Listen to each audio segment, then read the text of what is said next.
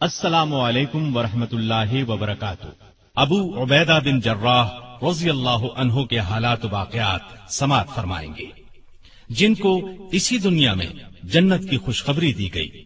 جی ہاں، نبی کریم صلی اللہ علیہ وسلم نے خود اپنی زبان مبارک سے فرمایا، ابو عبیدہ بن جراح جنتی ہیں، جو اپنے وقت کے عظیم فاتح تھے، جنہوں نے رومیوں کو ناکو چنے چبوائے، اپنے سے 6 گنا رومی فوج کا مقابلہ کیا۔ ایک موقع پر رومی لشکر کی تعداد 2.5 لاکھ تھی، جبکہ مسلمان صرف 40,000 تھے۔ اس جنگ میں مسلمانوں کے سپہ سالار ابو عبیدہ بن جراح تھے، جن کے بارے میں نبی اکرم صلی اللہ علیہ وسلم نے ارشاد فرمایا تھا کہ میرے یہ 10 اصحاب جنتی ہیں۔ چنانچہ انہیں عشرہ مبشرہ کا خطاب ملا، یعنی وہ 10 جنہیں دنیا میں جنت کی خوشخبری دے دی گئی۔ ان کے نام یہ ہیں: سیدنا ابو بکر صدیق، سیدنا عمر فاروق، سیدنا عثمان غنی، سیدنا علی بن ابی طالب، سیدنا عبد الرحمن بن عوف، سیدنا طلحہ، سیدنا زبیر بن عوام، سیدنا سعد بن ابی وقاص، سیدنا سعید بن زید اور سیدنا ابو عبیدہ بن جراح رضی اللہ عنہم اجمعین۔ ابو عبیدہ بن جراح رضی اللہ عنہ کو کئی خصوصیات اس کے علاوہ بھی حاصل ہیں۔ انہیں اللہ کے رسول صلی اللہ علیہ وسلم کی طرف سے امین الامت کا خطاب ملا، یعنی امت کے امین، اور اس کا مطلب یہ ہے کہ وہ دین کے علم اور دین کے احکامات پر عمل کرنے کے سلسلے میں بہت بڑا درجہ رکھتے تھے۔ لیکن اس کا یہ مطلب ہرگز نہیں کہ انہوں نے کسی بہت بڑی اسلامی یونیورسٹی سے تعلیم پائی تھی یا کسی بہت بڑے امیر گھرانے میں پیدا ہوئے تھے۔ جی نہیں، ایسی کوئی بات نہیں۔ اس زمانے میں اسلامی یونیورسٹیاں کہاں تھیں؟ فنون سپاہ گری کی تربیت دینے کے لیے باقاعدہ ادارے کہاں تھے؟ وہاں تو بس ایک ہی یونیورسٹی تھی، اور اس یونیورسٹی کا نام تھا محمد صلی اللہ علیہ وسلم۔ یہ حضرات جو کچھ بھی سیکھتے تھے نبی کریم صلی اللہ علیہ وسلم سے سیکھتے تھے، پھر صحابہ سے سیکھتے تھے۔ ان حضرات نے جتنی کامیابیاں حاصل کی وہ اللہ پر سچے دل سے ایمان لانے کی بنیاد پر کی۔ حقیقت یہی ہے کہ جب کوئی اللہ کے احکامات پر عمل کرنے لگ جاتا ہے تو پھر اللہ اسے دانائی کا ایسا نور عطا کرتا ہے کہ اس کے سبھی کام آسان ہوتے چلے جاتے ہیں۔ اب ذرا غور کریں، جب اللہ کے رسول صلی اللہ علیہ وسلم دنیا میں تشریف لائے تو پورا عرب جہالت کی تاریکیوں میں ڈوبا ہوا تھا۔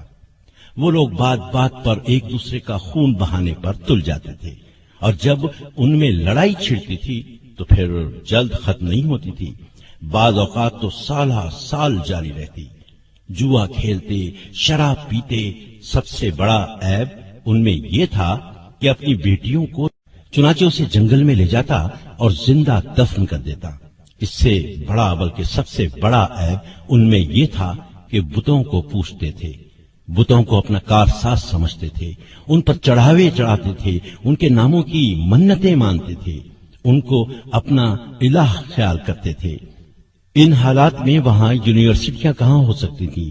وہاں تو مدرسے بھی نہیں تھے، بچوں کے لیے اسکول بھی نہیں تھے۔ لیکن ہمارے نبی صلی اللہ علیہ وسلم کی آمد نے وہاں کا نقشہ ہی بدل کر رکھ دیا، کایا پلٹ دی۔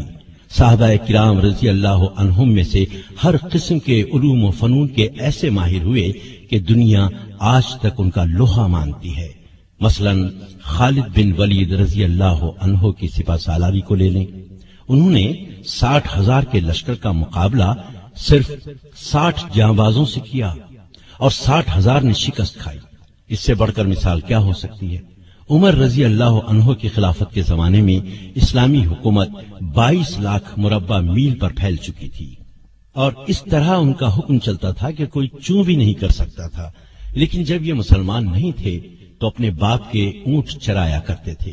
یہ سب اسلام کی برکات تھیں کہ وہ اتنی بڑی اسلامی حکومت کے خلیفہ بنے۔ یہی وہ برکت تھی جس نے ابو عبیدہ بن جراح کو امین الامت بنا دیا۔ اور اس سے بھی بڑھ کر ایک عظیم سپہ سالار بنے جنہوں نے رومیوں کو شکست پر شکست دی۔ اسلام اور نبی کریم صلی اللہ علیہ وسلم کی مخالفت کرنے والوں یعنی مکہ کے قریش، مدینے کے یہودیوں اور عیسائیوں کا زور ٹوٹ گیا اور پہلی اسلامی حکومت قائم ہو گئی تو دور دراز علاقوں میں رہنے والے عرب گروہ در گروہ اسلام قبول کرنے کے لیے مدینہ آنے لگے۔ ان گروہوں میں ایک گروہ یمن کے علاقے نجران کا آیا۔ یہ لوگ عیسائی تھے۔ ان لوگوں نے اسلام کی سچائی جاننے کے لیے کئی دن تک بحث کی۔ نبی کریم صلی اللہ علیہ وسلم نے ان کے ساتھ بہت اچھا سلوک کیا، ان کے سوالات کے جوابات دیے، لیکن وہ مسلمان نہ ہوئے۔ تاہم انہوں نے وعدہ کیا کہ وہ جزیہ ادا کرتے رہیں گے۔ جزیہ ایک قسم کا ٹیکس کہہ لیں جو اسلامی حکومت میں رہنے والے غیر مسلموں سے وصول کیا جاتا تھا۔ اس کے علاوہ انہوں نے یہ درخواست بھی کی کہ ان کے ساتھ کسی ایسے ایماندار آدمی کو بھیج دیا جائے جو ان سے جزیہ وصول کرنے کے ساتھ انہیں دین اسلام کی باتیں بتائے۔ اللہ کے رسول صلی اللہ علیہ وسلم نے فرمایا، ٹھیک ہے، میں تمہارے ساتھ ایک ایسے شخص کو بھیجوں گا جو اس امت کا امین ہے۔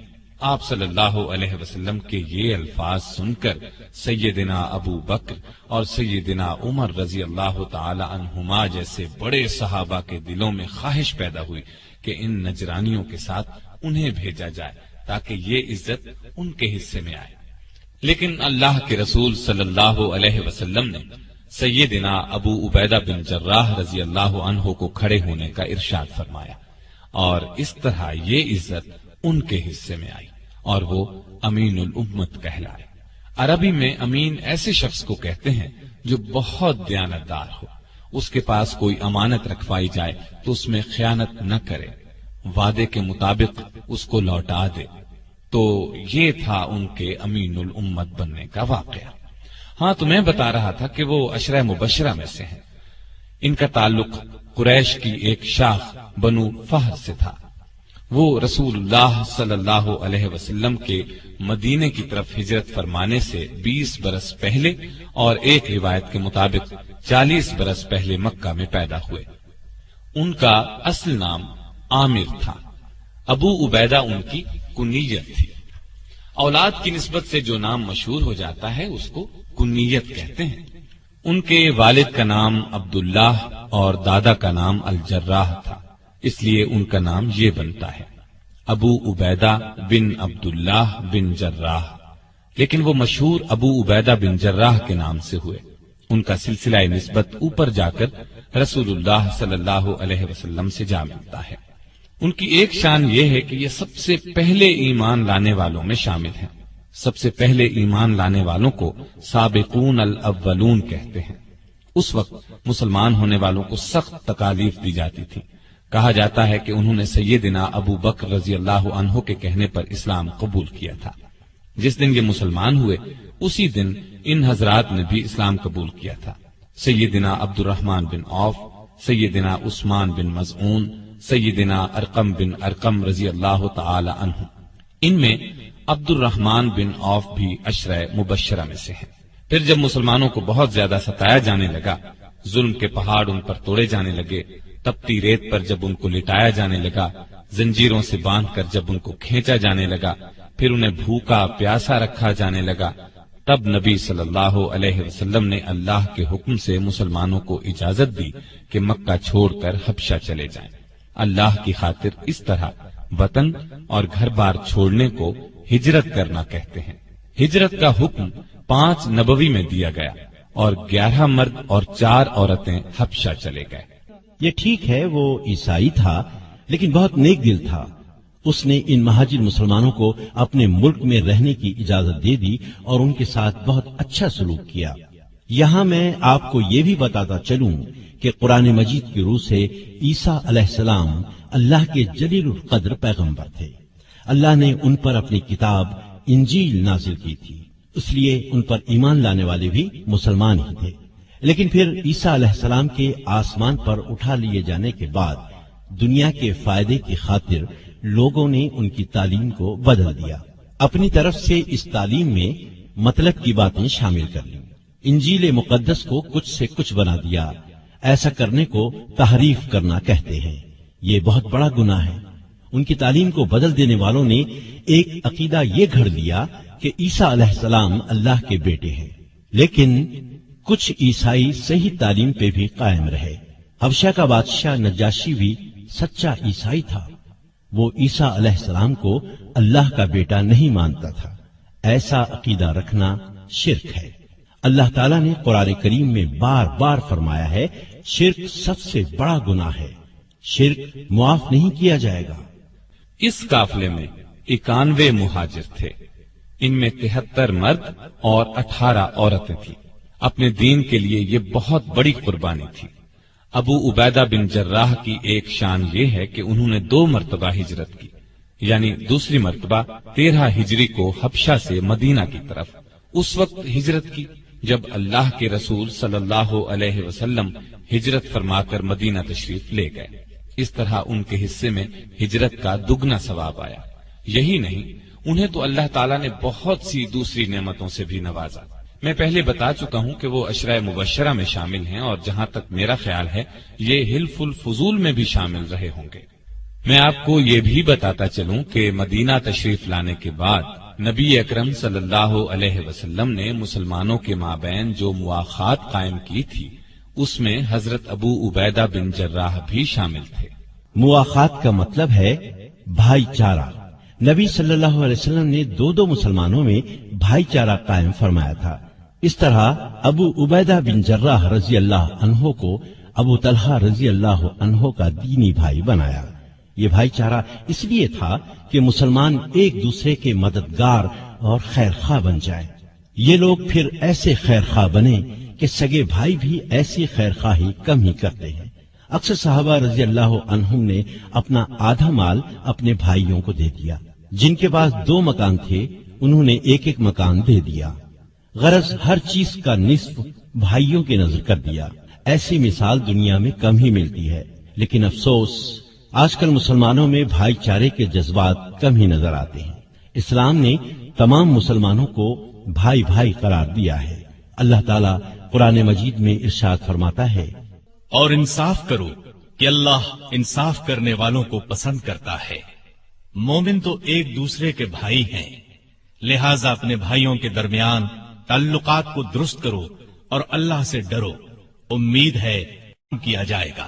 ابو عبیدہ بن جراح رضی اللہ عنہ کو نبی صلی اللہ علیہ وسلم سے کتنی محبت تھی۔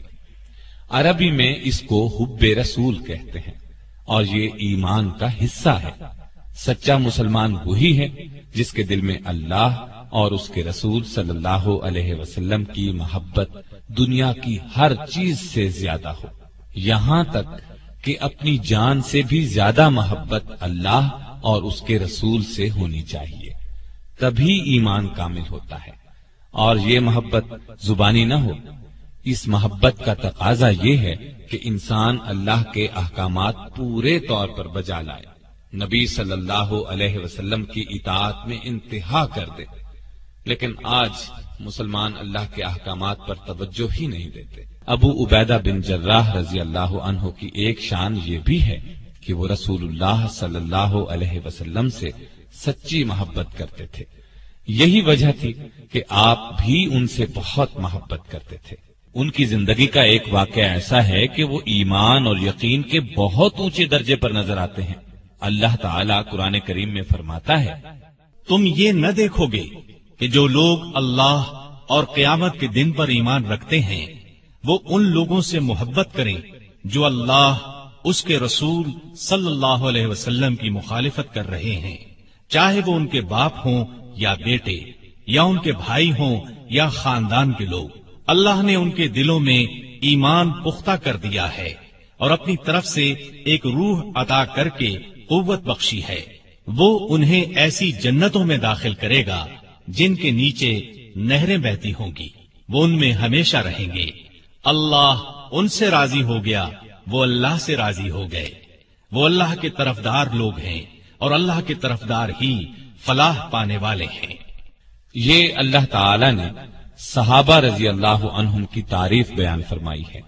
اب اس کی وضاحت میں واقعہ سن لیں۔ غزوہ بدر میں ایسا ہوا کہ ابو عبیدہ بن جراح رضی اللہ عنہ اور ان کے والد عبداللہ بن جراح لڑائی کے دوران آمنے سامنے آ گئے۔ ان کے والد مسلمان نہیں ہوئے تھے اور کافروں کے لشکر میں تھے۔ وہ بہت بڑھ بڑھ کر حملے کر رہے تھے۔ کوئی عام آدمی ہوتا تو باپ کو دیکھ کر پیچھے ہٹ جاتا، لیکن سیدنا ابو عبیدہ رضی اللہ عنہ نے یہ کمزوری نہ دکھائی۔ اپنے باپ کی اس وقت کی حالت کو ذہن میں رکھا، یہ کہ وہ اللہ کا دشمن ہے۔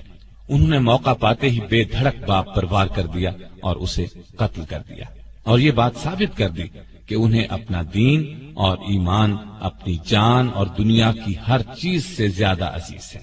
ایسی اور بھی مثالیں ملتی ہیں۔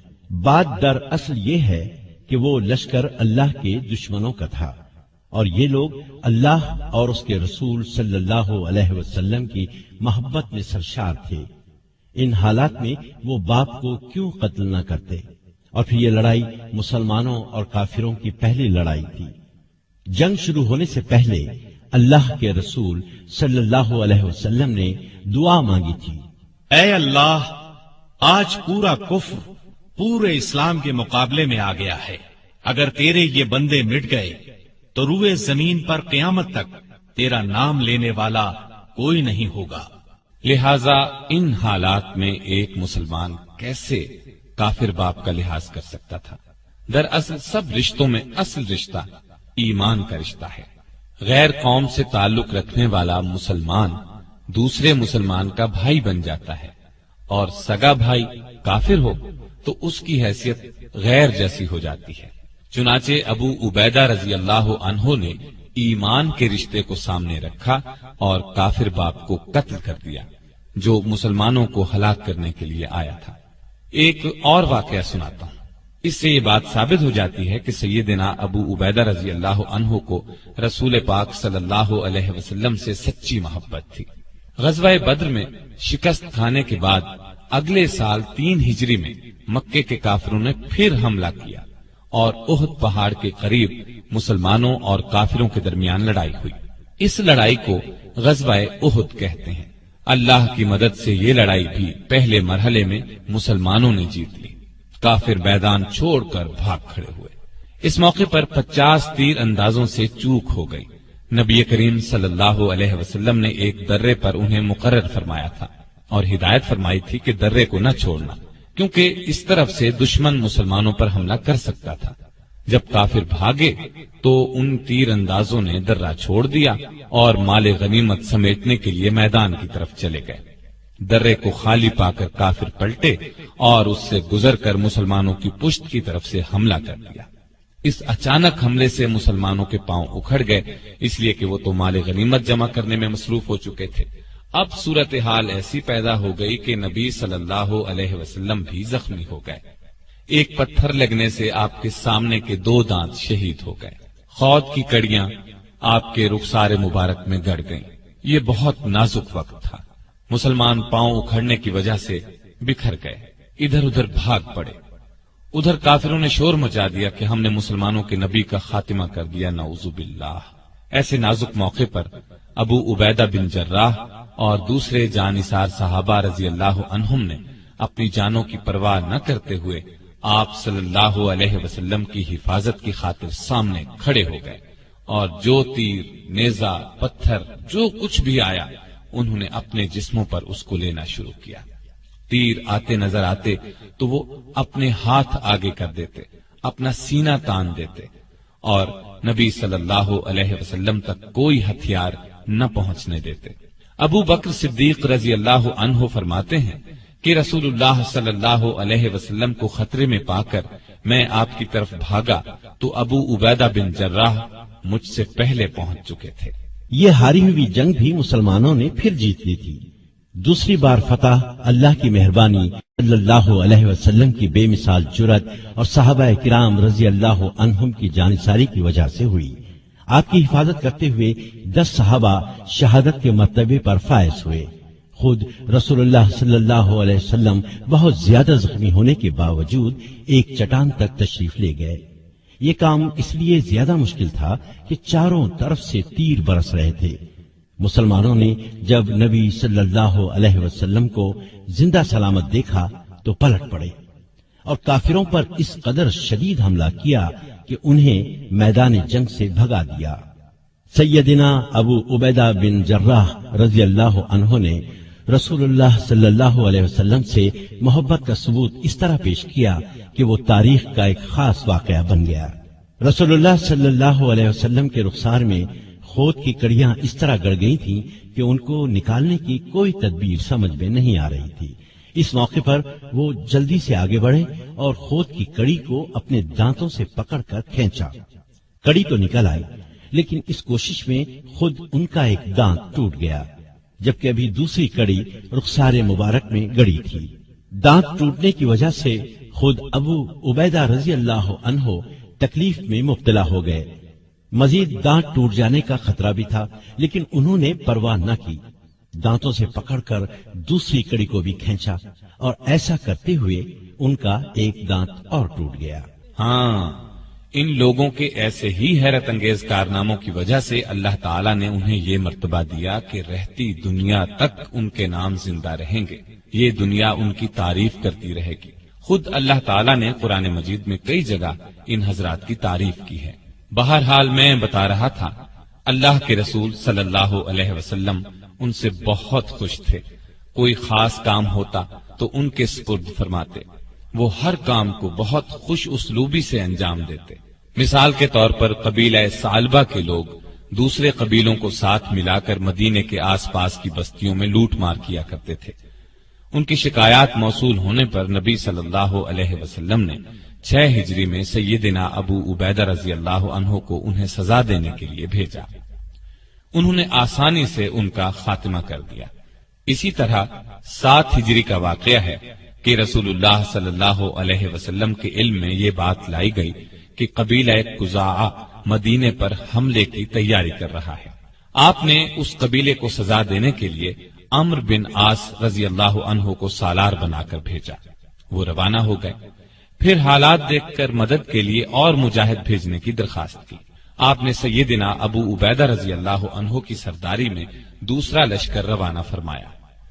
8 ہجری میں رسول اللہ صلی اللہ علیہ وسلم نے انہیں ایک لشکر کا سردار بنا کر ساحل سمندر کی طرف یہ معلوم کرنے کے لیے بھیجا کہ قریش مکہ جنگ کی تیاری تو نہیں کر رہے۔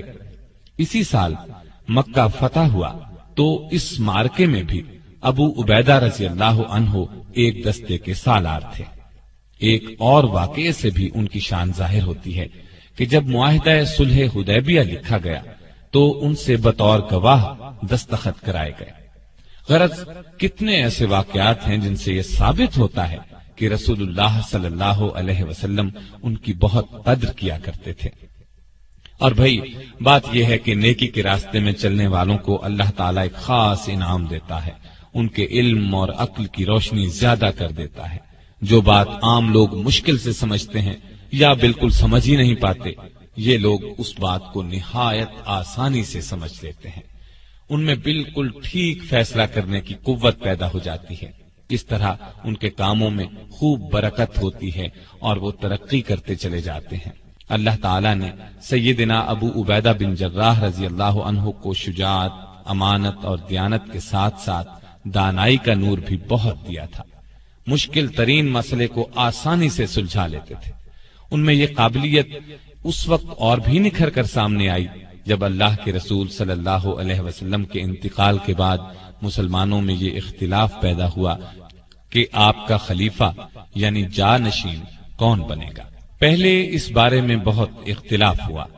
رسول اللہ صلی اللہ علیہ وسلم کے خاندان والوں نے یہ خواہش ظاہر کی کہ سیدنا علی رضی اللہ عنہ کو خلیفہ بنایا جائے۔ انصار مدینہ نے یہ چاہا کہ یہ عزت انہیں ملے، خلیفہ ان میں سے لیا جائے۔ انصار مدینہ وہ لوگ ہیں جنہوں نے مسلمانوں اور نبی صلی اللہ علیہ وسلم کی ہجرت کے موقع پر میزبانی کی تھی، ہر طرح ساتھ دیا تھا، ہر قسم کی قربانی دی تھی۔ لیکن اس طرح گروہی بادشاہت قائم ہوتی۔ بالکل صحیح طریقہ یہ تھا کہ رسول اللہ صلی اللہ علیہ وسلم کا خلیفہ اس شخص کو چنا جائے جو نیکی اور دانائی میں خاص مقام رکھتا ہو، اور یہی بات سب سے اچھی تھی۔ جس وقت خلیفہ کے معاملے پر گرما گرم بحث ہو رہی تھی اور یہ خطرہ پیدا ہو چلا تھا کہ کہیں مسلمانوں میں اختلاف پیدا نہ ہو جائے، اللہ تعالیٰ نے اپنی خاص رحمت کے ساتھ سیدنا ابو بکر صدیق رضی اللہ عنہ کے دل میں یہ خیال ڈالا کہ اللہ کے رسول صلی اللہ علیہ وسلم کا جانشین بننے کا حق اگر کسی کو ہے تو اسے ہے جو تقوی اور دانائی میں سب سے بڑھا ہوا ہے۔ چنانچہ آپ آگے بڑھے اور فرمایا، مسلمانوں، میرے نزدیک تو دو آدمی ایسے ہیں جن میں سے ایک کو رسول اللہ صلی اللہ علیہ وسلم کا جانشین بنایا جا سکتا ہے، ایک عمر بن خطاب رضی اللہ عنہ اور دوسرے ابو عبیدہ بن جراح رضی اللہ عنہ۔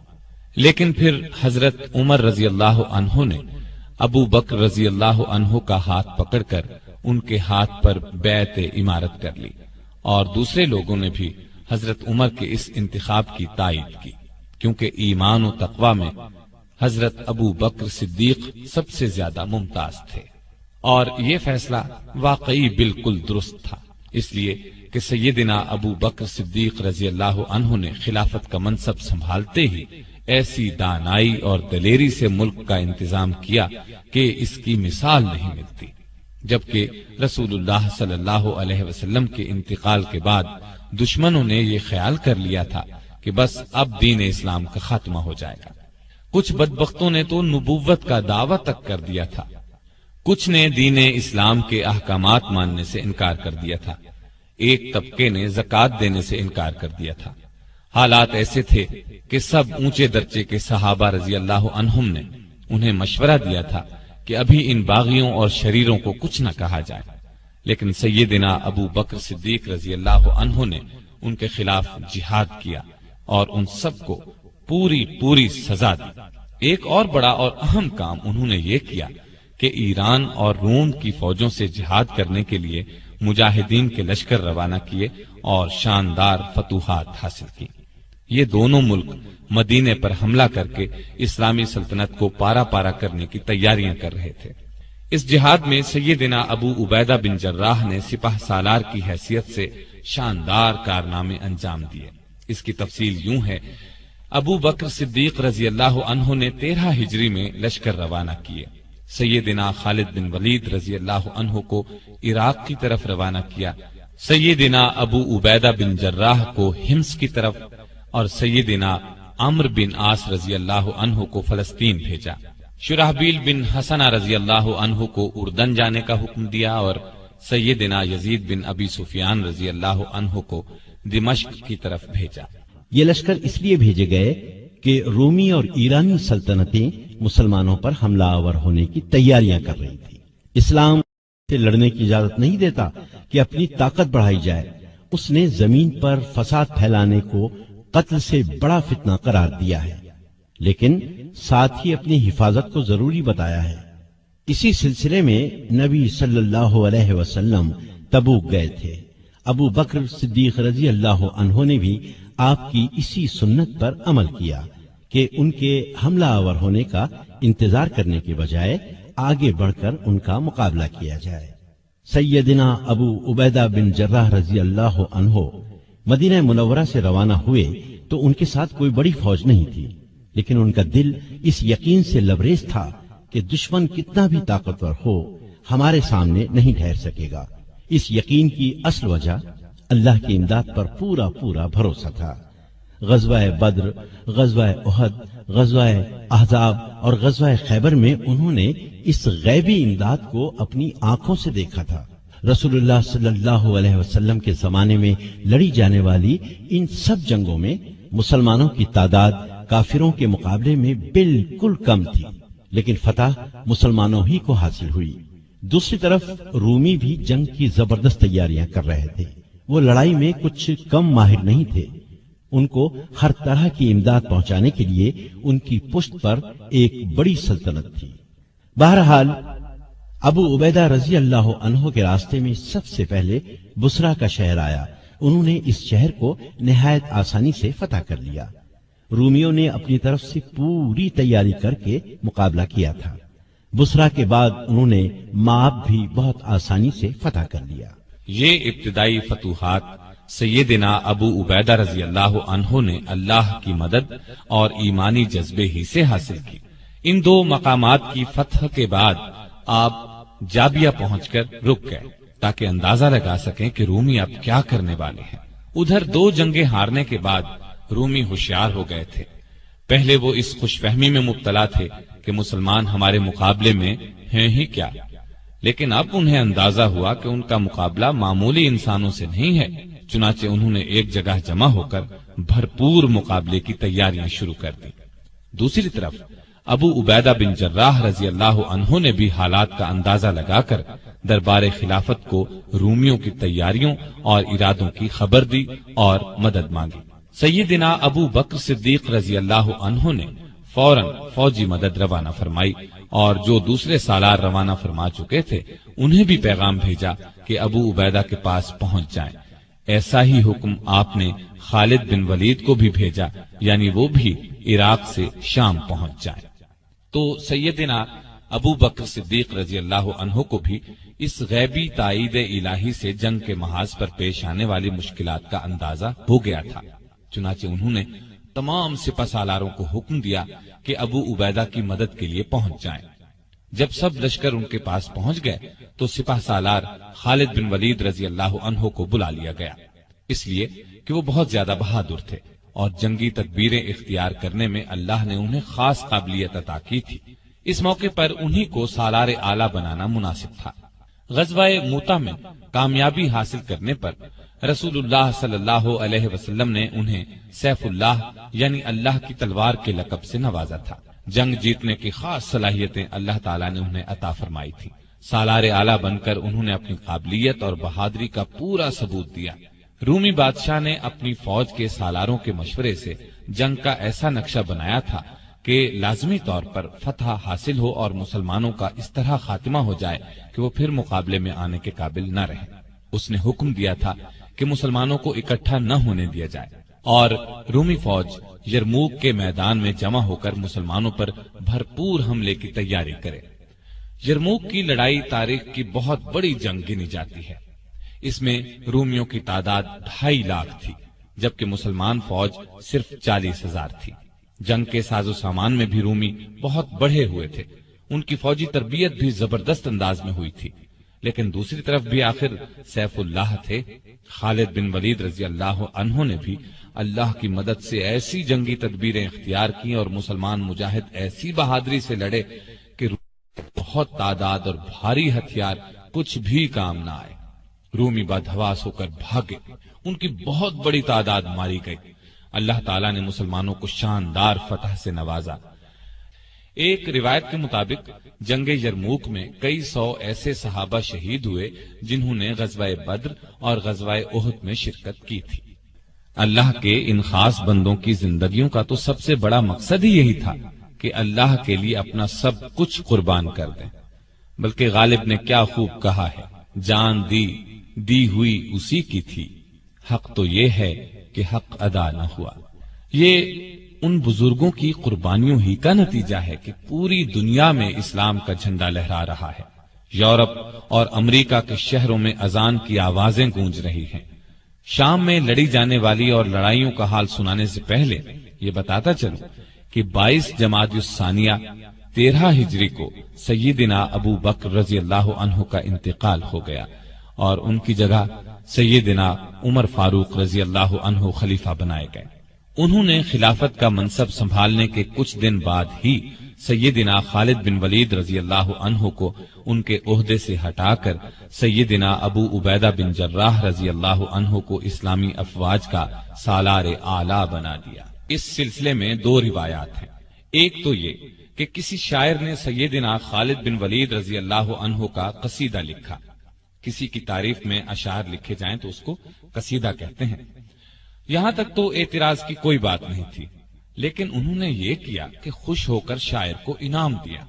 بس اس بات کو عمر رضی اللہ عنہ نے اچھا نہ سمجھا اور انہیں ان کے عہدے سے ہٹا دیا۔ دوسری وجہ یہ بیان کی جاتی ہے کہ سیدنا خالد بن ولید رضی اللہ عنہ کی بہادری اور جنگی سوجھ بوجھ کی وجہ سے لوگ یہ خیال کرنے لگے تھے کہ مسلمانوں کو جو فتوحات پر فتوحات ہو رہی ہیں وہ انہی کی وجہ سے ہو رہی ہیں، جبکہ صحیح عقیدہ یہ ہے کہ جو کامیابی بھی حاصل ہوتی ہے وہ اللہ تعالی کی مہربانی سے حاصل ہوتی ہے۔ سیدنا عمر رضی اللہ عنہ نے انہیں عہدے سے ہٹا کر ثابت کر دیا کہ لوگوں کا خیال غلط ہے۔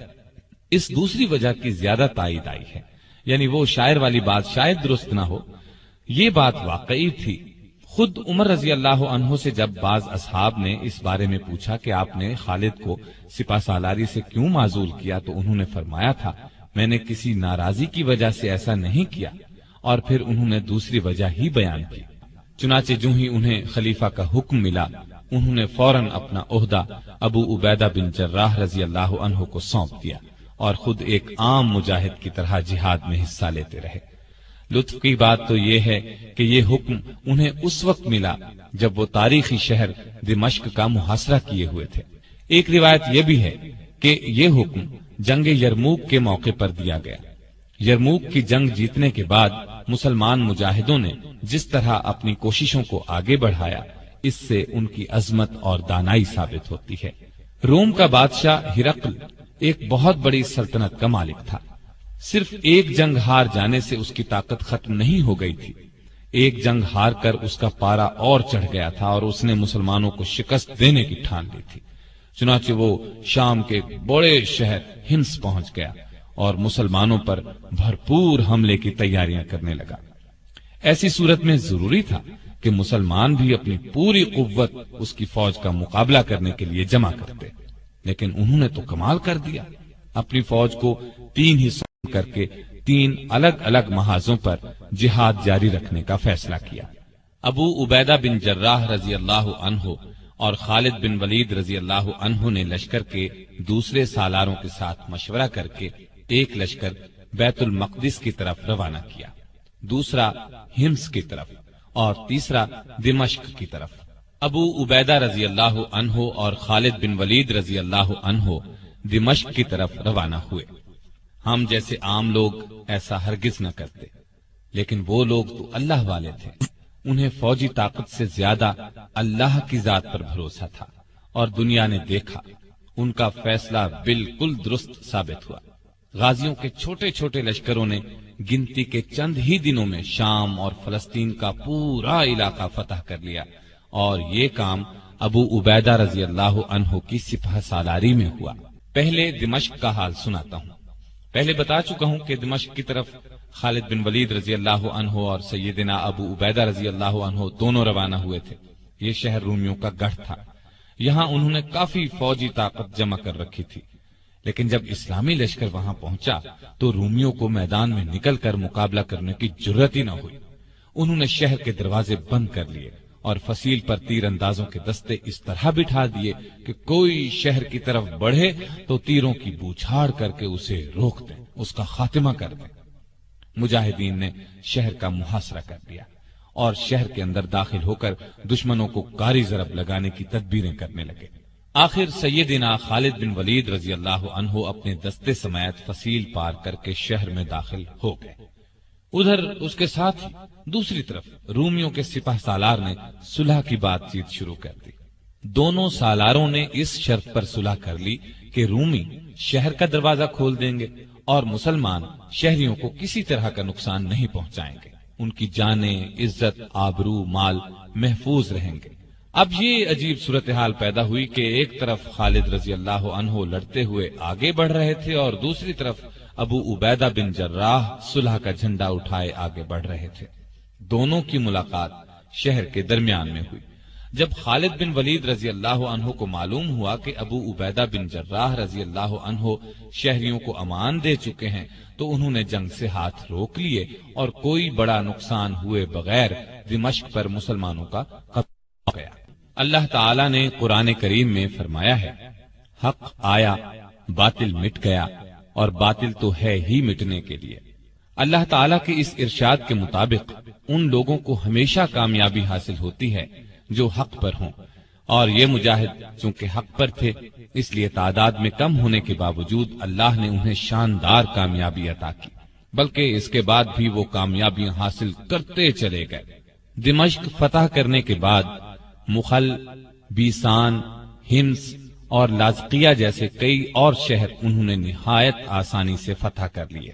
رومی جہاں بھی مسلمانوں سے لڑنے کے لیے جمع ہوتے، مجاہدین کے لشکر وہیں پہنچ جاتے اور ان کا غرور خاک میں ملا دیتے۔ ان لڑائیوں میں لاذقیہ کی لڑائی اس لحاظ سے خاص ہے کہ اس میں ابو عبیدہ رضی اللہ عنہ کی اعلیٰ درجے کی جنگی قابلیت اور ذہانت سے فتح حاصل ہوئی۔ قیصر روم کے حکم سے اس شہر میں رومیوں نے بہت بڑی طاقت جمع کر رکھی تھی۔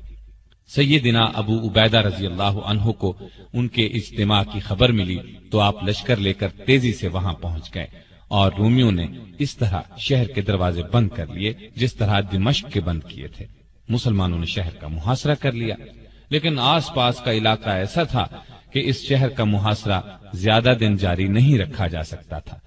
ان سب باتوں پر غور کرتے ہوئے ابو عبیدہ رضی اللہ عنہ نے مجاہدین کو حکم دیا کہ وہ شہر سے کافی دور جا کر خندقیں کھود لیں اور یہ کام ایسی احتیاط سے کریں کہ رومیوں کو اس کا پتہ نہ چلے۔ یہ حکم پورا کیا گیا۔ جب کام مکمل ہو گیا تو دوسرا حکم یہ دیا کہ مجاہد بڑی بڑی ٹولیاں بنا کر لشکر سے نکلیں، اس طرح کہ رومی انہیں جاتے ہوئے دیکھیں۔ لشکروں سے نکل کر مجاہدین کی یہ ٹولیاں خندقوں میں چھپ جائیں اور جب نعرہ تکبیر بلند ہو تو بہت تیزی سے نکل کر شہر پر حملہ کر دیں۔ چنانچہ اس حکم پر بھی عمل کیا گیا۔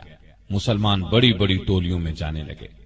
رومیوں نے خیال کیا وہ محاصرہ اٹھا کر جا رہے ہیں۔ جب انہیں اپنے طور پر یہ اندازہ ہو گیا کہ مسلمانوں کا پورا لشکر محاصرہ اٹھا کر چلا گیا ہے تو شہر کے دروازے کھول دیے۔ شہر کے دروازے کھلتے ہی نعرہ تکبیر بلند ہوا۔ مجاہدین خندقوں سے نکلے اور تیزی سے دوڑتے ہوئے آ کر شہر میں داخل ہو گئے۔ شہر پر نہایت آسانی سے قبضہ ہو گیا۔ رومیوں کو پتہ ہی نہ چلا کہ یہ کیا ہو گیا ہے۔ ان مجاہدین نے اللہ کے راستے میں لڑنے کے علاوہ اخلاق، ایمانداری اور شرافت کے بھی ایسے شاندار نمونے پیش کیے کہ پورے علاقے میں ان کی دھوم مچ گئی۔ مثلا ایک واقعہ سن لیں۔ جب دربار خلافت سے حکم ملا کہ سب مجاہد ایک جگہ جمع ہو جائیں، آپس میں مشورہ کر کے کسی کو سالار چن لیں اور ایک لشکر بن کر رومیوں کا مقابلہ کریں، تو سیدنا ابو عبیدہ بن جراح رضی اللہ عنہ اس وقت تک کئی شہر فتح کر چکے تھے۔ ان شہروں میں کچھ ایسے بھی تھے جنہوں نے جزیہ دینا منظور کیا تھا اور لڑائی کے بغیر مسلمانوں کو فاتح مان لیا تھا۔ جزیہ ایک ٹیکس ہے جو اسلامی سلطنت میں رہنے والے غیر مسلموں سے اس شرط کے ساتھ وصول کیا جاتا ہے کہ مسلمان ان کی حفاظت کریں گے۔ ان لوگوں نے جزیہ بھی ادا کر دیا تھا۔ خلیفۃ المسلمین کا حکم ملنے کے بعد مسلمانوں کو یہ علاقے چھوڑنے پڑے تو ان شہروں کے باشندوں کو جزیے کی ساری رقم لوٹا دی اور ان سے کہا چونکہ اب ہم تمہاری حفاظت کی شرط پوری نہیں کر سکتے، اس لیے یہ رقمیں اپنے پاس رکھنے کا بھی ہمیں کوئی حق نہیں ہے۔ ہمارے ان بزرگوں کی تو تمام زندگیاں ہی ایسی ہیں کہ ان کی مثال ہی نہیں ملتی۔ وہ صحیح معنوں میں اللہ پر ایمان رکھتے تھے اور اس کے احکامات پر عمل کرتے تھے، اپنوں پرایوں سب سے اچھا سلوک کرتے تھے، لوگوں کی غلطیاں معاف کر دیا کرتے تھے، زمین پر عاجزی سے چلتے تھے، کسی سے کوئی وعدہ کرتے تو اس کو پورا کرتے، اللہ کے سوا کسی سے نہیں ڈرتے تھے، نہ کسی کو اس کا شریک ٹھہراتے تھے، نہ اس کے سوا کسی کو حاجت روا سمجھتے تھے، وہم اور تاریک خیالی سے دور تھے۔ وہ ہمیشہ زندگی کا روشن پہلو دیکھتے تھے اور یہ روشنی دوسروں تک پہنچاتے تھے۔ وہ کشادہ دل اور بلند حوصلہ تھے۔ ان کی بہادری اور دانائی ان کے اچھے اعمال ہی کا انعام تھی۔ ہاں، تو میں کہہ رہا تھا کہ جب مسلمانوں کو خلیفہ کی طرف سے یہ حکم ملا کہ وہ سب مجاہد ایک جگہ جمع ہو جائیں تو انہوں نے ان شہروں کا جزیہ واپس کر دیا، کیونکہ وہاں سے رخصت ہو جانے کی وجہ سے وہ ان کی حفاظت نہیں کر سکتے تھے۔ ادھر روم کے بادشاہ ہرقل کو پکا یقین تھا کہ وہ بہت آسانی سے ان چند ہزار مجاہدین کا خاتمہ کر دے گا جو شام اور فلسطین میں داخل ہوئے ہیں، اور پھر اتنی ہی آسانی سے مدینے کی اسلامی سلطنت کا خاتمہ کر دے گا۔ لیکن اس کا اندازہ بالکل غلط ثابت ہوا۔ اسے تو لینے کے دینے پڑ گئے۔ اس نے سنبھل کر کئی بار مسلمانوں کا مقابلہ کرنے کی کوشش کی، لیکن وہ کہیں بھی پاؤں نہ جما سکا۔ ہر محاذ پر اسے منہ کی کھانا پڑی۔ آخرکار وہ اس علاقے کو جو سلطنت روما کا مشرقی حصہ کہلاتا تھا ہمیشہ ہمیشہ کے لیے چھوڑ کر قسطنطینیہ کی طرف فرار ہو گیا۔ قسطنطینیہ اس کی سلطنت کے مغربی حصے کا دارالحکومت تھا۔ ہرقل کے فرار کے بعد سیدنا ابو عبیدہ بن جراح رضی اللہ عنہ نے مقدس شہر بیت المقدس فتح کرنے کا ارادہ کیا۔ اس وقت تک وہ شام کے قریباً تمام بڑے چھوٹے شہروں پر قبضہ کر چکے تھے۔ خالد بن ولید رضی اللہ عنہ اور لشکر کے دوسرے سالاروں سے مشورہ کر کے انہوں نے پہلے عمرو بن عاص رضی اللہ عنہ کو بیت المقدس بھیجا اور پھر خود بھی وہاں پہنچ گئے۔ اس شہر کی حفاظت کرنے والی رومیوں کی فوج مسلمانوں کی مسلسل فتوحات کی خبریں سن سن کر پہلے ہی ہمت ہار چکی تھی۔ چنانچہ جیسے ہی ابو عبیدہ رضی اللہ عنہ وہاں پہنچے، شہر کے مذہبی پیشواؤں یعنی رہنماؤں نے پیغام بھیجا۔ وہ پیغام یہ تھا، اگر مسلمانوں کے خلیفہ عمر بن خطاب رضی اللہ عنہ خود بیت المقدس آئیں تو ہم لڑے بغیر شہر کی کنجیاں ان کے حوالے کر دیں گے۔ یہ سن کر ابو عبیدہ بن جراح رضی اللہ عنہ نے کہا، اس سے اچھی بات کیا ہو سکتی ہے کہ ہمارا ایک بھی مجاہد نہ مارا جائے اور بھی کوئی نقصان نہ ہو اور شہر پر ہمارا قبضہ بھی ہو جائے۔ پھر انہوں نے رومیوں کا یہ پیغام عمر رضی اللہ عنہ کی خدمت میں بھیج دیا۔ عمر رضی اللہ عنہ کو یہ پیغام ملا تو وہ بیت المقدس جانے کے لیے تیار ہو گئے۔ آپ بیت المقدس کی طرف روانہ ہوئے اور اس طرح روانہ ہوئے کہ اپنے ساتھ صرف اپنے غلام کو لے کر چلے۔ آج کل کے بادشاہ کہیں جاتے ہیں تو ان گنت حفاظتی انتظامات کیے جاتے ہیں، حفاظتی دستہ ساتھ جاتا ہے، لیکن وہ صرف اپنے ایک غلام کو لے کر چل پڑے۔ اور اس سے بھی بڑھ کر مزے کی بات یہ ہے کہ ان کے پاس اونٹ بھی ایک ہی تھا، 2 اونٹ بھی نہیں تھے، لہٰذا وہ باری باری اونٹ پر سواری کر رہے تھے۔ پہلے عمر رضی اللہ تعالی عنہ نے اگر سواری کی تو پھر غلام نے سواری کی، غلام کی باری ختم ہوئی تو عمر رضی اللہ عنہ کے اونٹ پر بیٹھنے کی باری آئی۔ اس طرح باری باری اونٹ کی سواری کرتے آخر وہ بیت المقدس کے نزدیک پہنچ گئے۔ پر لطف بات یہ ہے کہ جب بیت المقدس نزدیک آیا تو اس وقت اونٹ پر سواری کرنے کی باری غلام کی تھی اور مسلمانوں کے خلیفہ اونٹ کی مہار پکڑے پیدل چلے آ رہے تھے۔ شہر کا دروازہ قریب آنے پر غلام نے کہا بھی، دروازہ نزدیک آ چکا ہے، اب اونٹ پر آپ سوار ہو جائیں۔ اس پر عمر رضی اللہ عنہ نے فرمایا کہ سنیں، باری آپ کی ہے، لہذا اونٹ پر آپ ہی بیٹھے رہیں۔ غلام نے کہا، وہ لوگ کیا سوچیں گے؟ عمر رضی اللہ عنہ نے فرمایا، کوئی پرواہ نہیں، ہمیں جو کچھ بھی عزت ملی ہے اسلام کی بدولت ملی ہے، نہ کہ سواری یا لباس سے۔ اور پھر اسی حالت میں مسلمانوں کے دوسرے خلیفہ عمر فاروق رضی اللہ عنہ شہر کے دروازے پر پہنچے۔ وہاں عیسائی اور مسلمانوں کی فوج کے سپہ سالار ابو عبیدہ رضی اللہ عنہ اور دوسرے سالار موجود تھے۔ چشم فلک نے یہ نظارہ دیکھا، آقا اونٹ کی مہار پکڑے چلے آ رہے ہیں اور غلام اونٹ پر سوار ہے۔ اور یہ نظارہ دیکھتے ہی بیت المقدس کے مذہبی پیشواؤں نے شہر کی چابیاں ان کے حوالے کر دی۔ سنا ہے ان کی کتابوں میں یہی لکھا ہوا تھا کہ جب مسلمانوں کا خلیفہ بیت المقدس کے دروازے پر پہنچے گا تو اونٹ کی مہار اس کے ہاتھ میں ہوگی اور غلام اونٹ پر بیٹھا ہوگا۔ یہ بھی کہا جاتا ہے کہ اس وقت عمر رضی اللہ عنہ کے جسم پر جو لباس تھا اس میں پیوند لگے ہوئے تھے۔ دروازہ نزدیک آنے پر غلام نے یہ بھی کہا تھا کہ آپ لباس تبدیل کر لیں، آپ نے یہ بھی پسند نہیں فرمایا تھا۔ اس طرح بیت المقدس خون کا ایک قطرہ بہائے بغیر فتح ہو گیا، مسلمانوں کا اس پر قبضہ ہو گیا۔ عمر رضی اللہ عنہ نے ابو عبیدہ رضی اللہ عنہ کو اس پورے علاقے کا والی یعنی گورنر مقرر فرمایا اور خود مدینے لوٹ گئے۔ ابو عبیدہ رضی اللہ عنہ قریباً 1 برس تک اس علاقے کے حکمران رہے۔ پھر 18 ہجری میں ان کا انتقال ہو گیا۔ ان کی وفات طاعون کی بیماری سے ہوئی۔ آپ اس وقت اموس کے مقام پر تھے، وہاں یہ وبائی مرض پھیل گیا۔ عمر رضی اللہ عنہ نے انہیں وہاں سے کہیں اور منتقل ہونے کا مشورہ دیا، لیکن آپ وہیں رہے اور فرمایا موت وقت سے پہلے نہیں آ سکتی۔ ہاں، ان کے 2 بیٹے تھے، ایک کا نام یزید اور دوسرے کا عمیر تھا۔ یہ دونوں لاولد فوت ہوئے اور یوں ابو عبیدہ بن جراح رضی اللہ عنہ کی نسل آگے نہیں چلی، لیکن اصل چیز تو ان کے اچھے اعمال تھے جن کا ثواب قیامت تک انہیں ملتا رہے گا۔ اور یہ بات بھی اچھی طرح سمجھ لینی چاہیے کہ انسان کا اصل کام نیکی کے راستے پر چلنا اور برائیوں سے بچنا ہے۔ ایسا کرنے والے دین اور دنیا کی نعمتیں خوب حاصل کرتے ہیں، ان کے لیے کامیابیوں کے دروازے کھلتے چلے جاتے ہیں۔ سیدنا ابو عبیدہ رضی اللہ عنہ اور ہمارے دوسرے بزرگوں کو اسی راستے پر چل کر شاندار کامیابیاں حاصل ہوئیں۔ وہ عظیم جرنیل اور عظیم فاتح بنے، اور سب سے بڑی بات یہ ہے کہ انہیں دنیا میں ہی اللہ کے رسول صلی اللہ علیہ وسلم نے جنتی ہونے کی عظیم ترین خوشخبری سنائی۔ Thanks for watching. Don't forget to like, comment, share and subscribe to